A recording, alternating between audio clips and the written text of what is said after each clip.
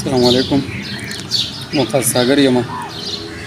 هیله لرم چې د ژوند په ښو لمحو کې وئ. دا یو هڅه او یو کوشش هغه روان دی د صاحب شاه صابر صاحب چې وتلی نوم دی تاسو ټول به یې پېژنئ. د هغوی دا یو نعت تاسو سره شریکومه.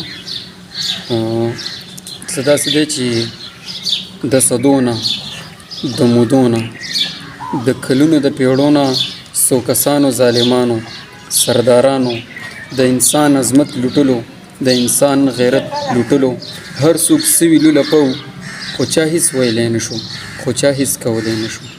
د چا ډله نه پره وه نه رهبر نه قافله وه نه همت نه حوصله وه نه امید و نه اسره وه بېوسي وه مجبوري وه د بوتانو بندګي وه.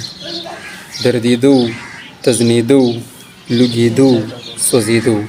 آخر جام د صبر ډک شو. یو سهار ناڅاپه غږ شو. یو بنده د خدای پیدا شو. پیغمبر شو رهنما شو. بې اسرې بې وسیلې و خو سړی د کار سړی و. د خپل خدای د شان خبر و. لوی نبي لوی پیغمبر و. د توحید اعلان یې وکړو د تجدید اعلان یې وکړو. په بوتانو یې تور وي په غټانو یې تور وي. د مظلوم هیبت یې ورک کو. د ظالم غرور یې سپک کړ. سرداران یې کور و کار کړه. ټول بوتان یې کنډ کبر کړه. د تفریق زهر یې خام کړه. د توحید شراب یې عام کړه. ډېره مننه. هیله لرمه چې دا ویډیو به ستاسو خوښه شوې وي.